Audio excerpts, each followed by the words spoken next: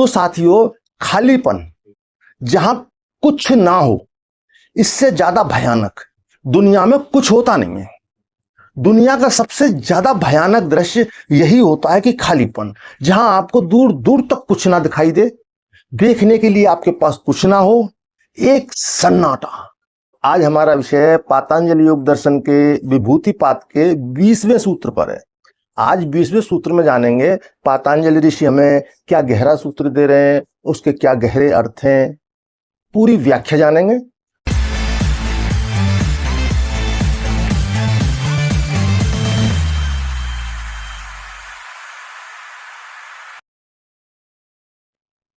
साथियों, मैं योगी हमदर्द गिरी आप सभी के अपने चैनल योगी हमदर्द गिरी में स्वागत करता हूं। आप सभी को बहुत बहुत प्रेम। साथियों, आज हमारा विषय पातंजलि योग दर्शन के विभूतिपाद के 20वें सूत्र पर है। आज 20वें सूत्र में जानेंगे पातंजलि ऋषि हमें क्या गहरा सूत्र दे रहे हैं, उसके क्या गहरे अर्थ हैं, पूरी व्याख्या जानेंगे। पहले समझते हैं सूत्र को। न चा तत्सालंबनम तत्स अविषयी भूतत्वात्। तो अब इस शब्द के पूरे अर्थ को समझते हैं। तो पहला शब्द प्रयोग किया है न च, यानी कि और नहीं। तो अगला शब्द है तत्। तत् यानी जो चित्त में है, चित्त के अंदर जो भी कुछ है। आलंबनम यानी कि आधार, जो भी विषय। तस्य यानी योगी के लिए। अविषय यानी जानने योग्य नहीं है। भूतत्वात् यानी कि वो विषय अभी प्रत्यक्ष रूप से प्रकट नहीं है, चित्त की गहरी अवस्थाओं में वो विषय स्थित है। योग यहां पर पातंजलि स्पष्ट कर रहे हैं कि एक योगी किसी के मन की बातें जान सकता है, उसके मन में क्या विषय चल रहे हैं वो उसको जान सकता है।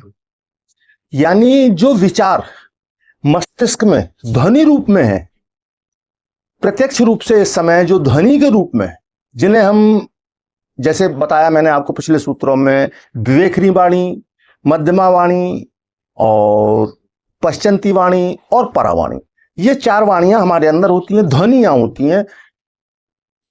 तो एक योगी, ये यहां पर जो बात हम सामान्य बात कर रहे हैं वो विवेकनी वाणी है, और हमारे जो मन में विषय चल रहा है, जो हम इस समय विचार कर रहे हैं, जिसकी ध्वनि विचार के रूप में हमारे मस्तिष्क में मौजूद है, तो उसे कहेंगे मध्यमा वाणी।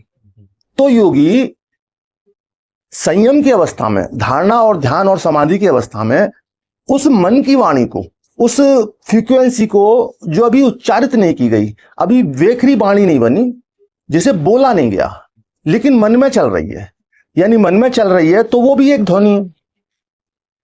एक सामान्य व्यक्ति उस ध्वनि को नहीं सुन सकता, लेकिन एक योगी उस ध्वनि को सुन सकता है। ये हम पिछले सूत्र में जान चुके हैं। अब यहां पर पातंजलि ऋषि स्पष्ट कर रहे हैं, जो इस समय विचार आपके मन में नहीं चल रहा है, तो इस अवस्था को पहुंचा हुआ योगी आपके उन विचारों को नहीं जान सकता, क्योंकि वो सतह पर नहीं है। चित्त की गहरी अवस्थाओं में वो विचार हैं, जन्मों जन्मों के विचार हैं, लेकिन अभी जो तत्क्षण इस समय जो मन में विचार चल रहा है, वो एक योगी उन विचारों को पढ़ लेता है। अब यहां पर समझेंगे कि अगर कोई योगी किसी के मन के विचारों को जानने का प्रयास करते हैं, और सामने वाले भी योग का ज्ञान रखते हैं, और वो चित्त की अवस्थाओं को, यानी अपने मन के विचारों को पूरी तरह रोकना जानते हैं, रोक सकते हैं, चित्त को नहीं पढ़ा जा सकता, उसकी कोई ध्वनि नहीं है, क्योंकि एक सामान्य व्यक्ति के अंदर निरंतर विचार चलते रहते हैं, एक सूक्ष्म सोच चलती रहती है, एक ध्वनि चलती रहती है, उसको आसानी से पकड़ा जा सकता है। लेकिन जो विचारों को जब रोक लिया गया, जब उनका कोई आधार नहीं है और उस समय कोई ध्वनि तरंग मौजूद नहीं है, तो उसे नहीं जाना जा सकता। तो साथियों, यहां पर मैं अपने पिछले अनुभवों से एक प्रसंग आपको बताऊंगा, जो मेरे अपने अनुभव का विषय है, जिससे आपको यह सूत्र समझने में आसानी हो जाएगी, आसानी से इस सूत्र को समझ पाएंगे। तो मैंने अभी तक साथियों जो भी अपने अनुभव बताए हैं चैनल पर, जितने भी अनुभव बताए हैं, उन्हें बताने का मेरा उद्देश्य मात्र सिर्फ इतना रहा है कि मैं आप लोगों को वो जानकारी दे सकूं जिन विषयों को आप नहीं जानते। आपके लिए अचंभित करने वाले हैं, मेरे लिए भी अचंभित करने वाले थे, मेरे लिए भी वो आश्चर्य का विषय थे। तो एक कुछ जान लेने पर एक बच्चे के अंदर जो बाल स्वभाव होता है, ऐसी एक साधक के अंदर बाल स्वभाव होता है, तो वो कुछ नया जाना उसे शेयर करना चाहता, बताना चाहता है कि आप लोग भी नहीं मानते हो इस विषय को, देखो ऐसा होता है, सच में होता है। तो साथियों, इसमें कहीं कोई अहंकार का भाव नहीं होता, सिर्फ जानकारी देने का उद्देश्य होता है कि सभी लोग जाने इस विषय को कि हाँ ये हो सकता है। इसमें कहीं कोई आश्चर्य की बात नहीं, ये साइंस है, विज्ञान है। चमत्कार वही होता है जिसको हम नहीं जानते, नहीं जान पाते। विज्ञान का एक स्टूडेंट भली भांति जानता है कि हाइड्रोजन और ऑक्सीजन मिलने पर पानी बन जाता है, लेकिन इसी एक दृश्य को किसी के सामने एक चमत्कार के रूप में प्रस्तुत किया जा सकता है। एक सामान्य व्यक्ति नहीं जानता कि पानी कैसे बनता है, तो इस प्रकार पानी बनाकर उसको अचंभित किया जा सकता है, आश्चर्य में डाला जा सकता है। तो यही प्रक्रियाओं के द्वारा आज बहुत सारे जादूगर, बहुत सारे मैजिशियन, बहुत सारी वैज्ञानिक ट्रिकों के द्वारा बहुत सारे चमत्कार करते हैं, और वो स्पष्ट कहते हैं ये कोई चमत्कार नहीं है, ये विज्ञान है। जादू सिर्फ हाथ की सफाई, यानी कुछ चालाकियां और कुछ विज्ञान। तो जितने भी चमत्कार संसार में घटित होते हैं या हो सकते हैं, सभी के पीछे विज्ञान होता है, साइंस होता है। हमें चमत्कार इसलिए लगता है क्योंकि हम उसके विषय में नहीं जानते कि हाइड्रोजन ऑक्सीजन मिलकर कैसे पानी बन जाते हैं। जो ये जान जाते हैं उनके लिए बहुत एक सामान्य बात होती है, एक बहुत मामूली घटना होती है। तो आज के मैं जो अनुभव को बताने जा रहा हूं आपको, जिससे कि आप ये सूत्र ठीक से समझ पाएंगे, ये सूत्र आपको क्लियर हो जाएगा कि एक योगी सामान्य रूप से किसी की चित्त की अवस्था, किसी के मन की बातें जान सकता है कि उसके मन में क्या चल रहा है, लेकिन जब चित्त के अंदर, मन के अंदर कोई विचार ना हो, पूरी स्थिरता हो, तो उस विषय को नहीं जाना जा सकता। तो मैंने पिछले वीडियो में अपने बताया है कि एक सम्मोहन का प्रयोग, एक मेरे द्वारा किया गया सम्मोहन का प्रयोग था, जिसमें मैंने एक व्यक्ति को सम्मोहन की गहरी अवस्थाओं में ले जाकर थर्ड आई ओपन का एक प्रयोग किया था। प्रयोग थर्ड आई ओपन का नहीं था, लेकिन वो बन गया। बन कैसे गया? क्योंकि मैं एक व्यक्ति को सम्मोहित कर रहा था। यहां पर ये समझ लें, जिसे सम्मोहित किया जाता है, हर व्यक्ति की सम्मोहन में जाने की क्षमता, कितना वो डीप जा पाता है, उसकी क्षमता पर निर्भर करता है। क्योंकि कुछ क्षमताएं सम्मोहनकर्ता के पास होनी चाहिए, कुछ ज्ञान सम्मोहनकर्ता के पास होना आवश्यक है, लेकिन कुछ पात्रता जिस सब्जेक्ट के ऊपर सम्मोहन किया जा रहा है उसके अंदर भी होना बहुत आवश्यक है। तो हर व्यक्ति उतना डीप नहीं जा पाता। तो मैं सामान्य रूप से उस व्यक्ति पर सम्मोहन का प्रयोग कर रहा था। वो व्यक्ति मेरे खुद के गेस्ट थे, घर पर आए हुए थे और कई दिन वह रुके थे। तो सम्मोहन के प्रयोग में अक्सर उन पर करता रहता था। एक दिन मैं ऐसे ही सम्मोहन का प्रयोग उन पर किया। फैमिली के अन्य लोग भी थे। कुछ बात करते हुए अचानक एहसास हुआ बातों से कि आंखें बंद है उनकी, उनसे कोई प्रश्न किया जा रहा है, तो वो बंद आंखों से भी कुछ ऐसे प्रश्नों के उत्तर दे पा रहे थे जिन्हें वो नहीं देख सकते थे, क्योंकि आंखें तो बंद थी। जब यह बात मेरे नोटिस में आई है, इस बात को मैंने मार्क किया, तो मुझे लगा कि ये व्यक्ति बंद आंखों से भी देख पा रहा है, दूसरे अन्य विषय देख पा रहा है। तो फिर मैंने इस विषय पर और प्रयोग को आगे बढ़ाया और अन्य ऐसी बातें पूछी जो वो आंखें खुली होने पर ही देख सकते थे। या जैसे पीछे का दृश्य, पीछे कौन खड़े हैं, उनके हाथ में क्या है, अब उनके हाथ में क्या है, वो क्या रिएक्शन कर रहे हैं, किस तरह की मुद्रा बना रहे हैं। तो इस तरह के जब प्रश्न उनसे किए गए और वो सभी प्रश्नों के उत्तर ठीक ठीक दे रहे थे, तो मुझे भी एकदम हैरत और आश्चर्य हुआ कि वो सभी विषयों को ठीक से देख पा रहे हैं बिना आंखों के, बंद आंखों के द्वारा। तब साथियों इस प्रयोग को और आगे बढ़ाया गया। घर में उस समय बक्से हुआ करते थे टीन के, उन पर प्रयोग किया गया। बैठे वही है, दूसरे कमरों में रखे बक्सों में देखने के लिए उन्हें सजेशन दिया गया कि उन बक्सों में देखें आप। तो उन बक्सों में उन्होंने जो देखा वैसे ही बताया जैसे उन बक्सों में सामान रखे थे, किस बक्से में क्या सामान रखा है, किस तरह रखा है, अन्य कमरों में कौन लोग इस समय मौजूद है और वो क्या बात कर रहे हैं, ये सारे विषय वो बंद आंखों से पूरी तरह देख पा रहे थे। तो इसी प्रयोग को और आगे बढ़ाया। तो इसमें एक बाइक पर आंखें बंद करके एक चश्मा, एक गॉगल्स ब्लैक कलर का, जिसको कि अंदर से और ब्लैक पेंट कर दिया गया जिससे कि आर पार दिखाई ना दे।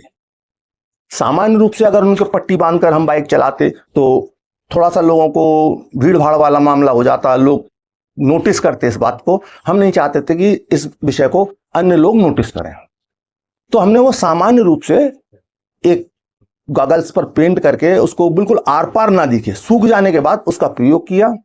उन्हें वो जैसा कि वेल्डिंग वाले अक्सर प्रयोग करते हैं जिस तरह के चश्मे, वो भी पेंट करने के बाद में आर पार ना दिखाई दे, उस चश्मे के साथ ये प्रयोग किया गया। तो कई किलोमीटर उन्होंने ट्रैफिक में बाइक चलाई, हर जगह जहां बचना होता था, जहां मुड़ना होता था, वो सभी कुछ बिना स्थूल आंखों के देख पा रहे थे। ये सम्मोहन का गहरा प्रयोग यहां तक का मैंने पिछले वीडियो में बताया आपको। लेकिन अब आगे का विषय जो कि मैंने किसी वीडियो पर नहीं बताया, तो उस आगे के विषय से यह सूत्र स्पष्ट हो जाएगा कि एक ऐसा व्यक्ति, ऐसा योगी जो गहरी ध्यान की गहरी अवस्था में किसी के मन की बातें पढ़ सकता है, दूर की बातें जान सकता है। तो यही अवस्था मेरे सब्जेक्ट की थी। वो दूर कमरों में बैठे हुए हजारों किलोमीटर तक के हमने प्रयोग किए थे कि वो दूर की गतिविधियों को देख पा रहे थे, सुन भी पा रहे थे। यहां पर मन पर कोई प्रयोग नहीं किया कि मन की बातें वो सुन पा रहे थे या नहीं सुन पा रहे थे। लेकिन जब इतने दूर की बातें वो आसानी से सुन पा रहे थे तो मन की बातें भी संभवतया वो पूरी तरह से सुन पाते। लेकिन ये प्रयोग नहीं किया गया, इसलिए मैं स्पष्ट कर रहा हूं कि ये प्रयोग नहीं किया गया। तो यही प्रयोग फिर थोड़ा सा और आगे बढ़ाया। नित्य हम अपने गुरुदेव के पास जाते ही थे, तो इस विषय में बताया उन्हें, तो और उनसे आज्ञा ली कि गुरुदेव हम इस विषय में और आगे जानना चाहते हैं। इस विषय को अपने प्रैक्टिकल के द्वारा जो हम कर रहे हैं उस प्रैक्टिकल के द्वारा इस विषय को आगे ठीक से समझना चाहते हैं, तो क्या आप आज्ञा देंगे? बड़े डरते डरते ये प्रश्न गुरुजी के समक्ष रखा कि उनसे ये आज्ञा मांगना कि उनके कक्ष के अंदर जहां वो ध्यान करते हैं, जहां किसी को जाने की इजाजत नहीं है, कोई जा नहीं सकता वहां, उस कक्ष के अंदर देखने का, जब ध्यान की अवस्था में गुरुदेव बैठते हैं, तो ये प्रयोग करने के लिए उनसे आज्ञा मांगी। और अब बड़े करुणामयी हैं गुरुदेव, उन्होंने आज्ञा दे दी कि हाँ आप इस प्रयोग को कर लें। तो जब गुरुदेव अपने कक्ष में ध्यान में बैठे थे, तब उस व्यक्ति को सजेशन दिया कि जो है आप उनके कमरे में गुरुदेव के कक्ष में देखें इस समय वहां का क्या दृश्य है, और जो भी कुछ वहां पर आप देखते हैं, जो भी कुछ ध्वनि जैसा भी कुछ, वो सब आप बताएं। अब यहां पर बड़ी स्थिति विचित्र बन गई। अब जो व्यक्ति बाहर के सभी दृश्य देख रहा था, हजारों किलोमीटर के दूर के दृश्य देख रहा था, अब वही व्यक्ति गुरुदेव के कक्ष के अंदर नहीं देख पा रहा था। बल्कि जब उसे कहा गया कि कक्ष के अंदर देखो, और जब उसने प्रयास करना शुरू किया तो उसके अंदर एक भय, पसीने छोड़ने लगा, इतना ज्यादा उसको भयभीत होने लगा, उसके अंदर भय उत्पन्न होने लगा कि वो कुछ भी देख पाने में असमर्थ था। उनके कक्ष के अंदर कुछ भी उसे दिखाई नहीं दे रहा था। तो अब उसे फिर नॉर्मल किया। तो यहां पर इससे स्पष्ट होता है साथियों कि जब कोई योगी ध्यान की गहरी अवस्था में होते हैं, तब उनकी चित्त की अवस्था को, जब कोई विचार नहीं है, ध्यान की गहरी अवस्था में हमारे सारे थॉट रुक जाते हैं, विचार रुक जाते हैं, थॉटलेस अवस्था में होते हैं उस समय। तो वही स्थिति हमारे गुरुदेव की थी। तो वह उस स्थिति को नहीं देख पाया, ना समझ पाया, ना सुन पाया। लेकिन यहां पर एक बात और स्पष्ट होती है जो इस विषय से सूत्र से अलग है। वो आप ठीक से समझ लें, क्योंकि विषय आया है तो उस बात को भी समझ लें। वो बात एक नए साधकों के साथ अक्सर होती है। वो बात क्या, जैसे कि अभी मैंने बताया कि जब उन्हें देखने के लिए कहा गया गुरुदेव के विचार सुनने के लिए, तो उन्हें एक भय, एकदम पसीने छोड़ गए, भयभीत हो गए। तो भय का कारण कुछ ऐसा नहीं था कि उन्होंने कुछ डरावना देख लिया। भय का कारण मात्र इतना था कि वो एक ऐसे स्पेस में चले गए जहां सब कुछ खाली था, कोई थॉट नहीं था, कोई विचार नहीं था।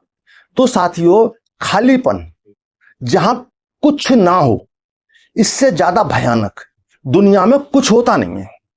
दुनिया का सबसे ज्यादा भयानक दृश्य यही होता है कि खालीपन, जहां आपको दूर दूर तक कुछ ना दिखाई दे, देखने के लिए आपके पास कुछ ना हो, एक सन्नाटा।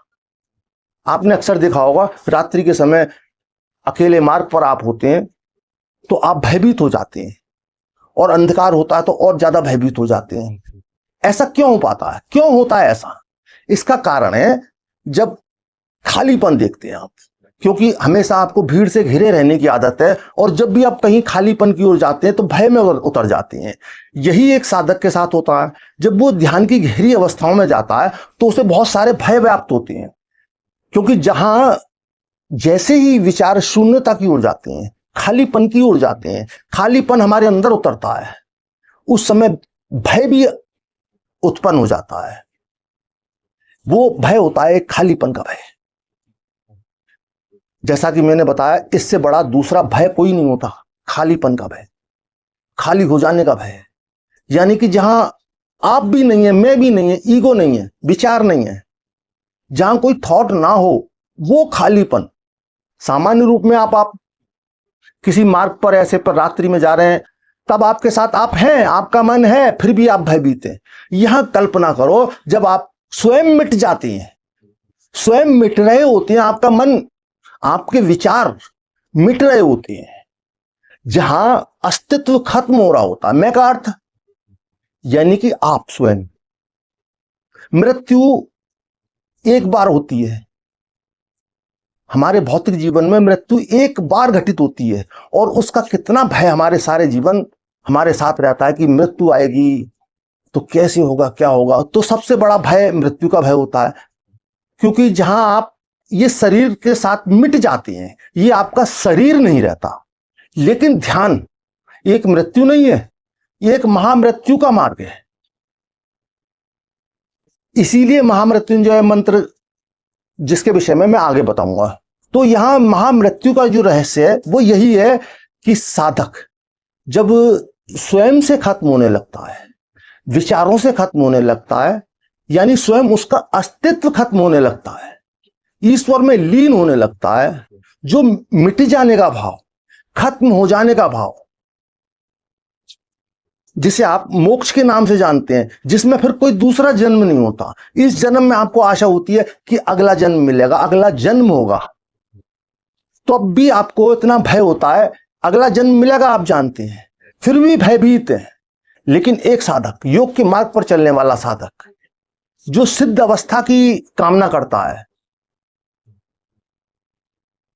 परम सिद्धि यानी मोक्ष की कामना करता है, यानी अस्तित्व को हमेशा के लिए मिटा देने का, हमेशा के लिए ब्रह्म में विलीन हो जाने का प्रयास करता है, तो उस अवस्था में जहां आप पूरी तरह समाप्त हो जाते हैं, आपका अस्तित्व खत्म हो जाता है, आप रहते नहीं हैं। यहां पर कबीर कहते हैं, प्रेम गली अति सांकरी जिसमें दो ना समाए। जब ईश्वर उतरते हैं, आपके अंदर परम तत्व उतरता है, तो आप रहते नहीं हैं। इसका अर्थ यही है कि प्रेम गली अति सांकरी जिसमें दो ना समाए, या तो ईश्वर तत्व होगा या आप होंगे। अगर आप जब तक हैं, जब तक आप हैं, तब तक ईश्वर तत्व आपके अंदर उतरेगा, यह संभव नहीं है, एक ही हो सकता है। तो जब आप पूरी तरह मिट जाएंगे, आपका ईगो, आपका मन पूरी तरह हट जाएगा, विलीन हो जाएगा, तब परम तत्व आपके अंदर उतरने की स्थिति बनती है। तो साथियों, आज के सूत्र को आप ठीक से समझ पाए होंगे कि किस अवस्था में, एक सामान्य अवस्था में एक योगी किसी के विचारों को सुन सकते हैं, पढ़ सकते हैं, लेकिन जब विचार रुके हुए हों, जैसे मैंने बताया गुरुदेव के उस समय विचार रुके हुए थे, तो उन जब विचार ही नहीं है तो किसे पढ़ेंगे आप, किसे सुनेंगे, जब कुछ है ही नहीं। तो यहां पर पातंजलि ऋषि इसी बात को स्पष्ट कर रहे हैं कि उस अवस्था में जब मन में कोई विचार ही ना हो तो एक योगी कुछ भी नहीं जान सकता। तो साथियों, आज के इस सूत्र को आप ठीक से समझ पाए होंगे, मैं आपको ठीक से समझा पाया हूंगा। फिर भी समझने में या समझाने में कहीं चूक हुई हो तो आप अपने कमेंट बॉक्स में अवश्य लिखें, क्योंकि जिससे कि विषय आपकी समक्ष पूरी तरह स्पष्ट हो सके, आप विषय को ठीक से समझ सकें। गहन विषय है, आध्यात्म का गहन विषय है, और मैं जानता हूं जितने भी यहां पर सुनने वाले हैं वो सभी साधक हैं, साधना में लगे हुए हैं। तो जो साधक हैं उनके सामने समक्ष कोई विषय पूरी तरह स्पष्ट होगा, हो पाएगा, तभी उनके लिए उपयुक्त होगा, वरना सुनना व्यर्थ, सुनाना व्यर्थ। तो साथियों, इसी के साथ अधिक से अधिक लाइक करें, शेयर करें, कमेंट करें, और जिन लोगों ने सब्सक्राइब नहीं किया है वो सब्सक्राइब कर लें, बेल आइकन अवश्य दबाएं। बेल आइकन दबाने से हमारी नोटिफिकेशन आपको सबसे पहले मिलती है। तो इसी के साथ आप खुश रहें, मस्त रहें, तंदुरुस्त रहें, भौतिक जीवन में सभी कुछ अचीव करते हुए आध्यात्म की उच्चतम गहरी अवस्थाओं को जाने, गहरी गहरी समाधियों को जाने, उच्चतम शिखरों को स्पर्श करें। इसी अभिलाषा के साथ आप सभी को बहुत बहुत प्रेम।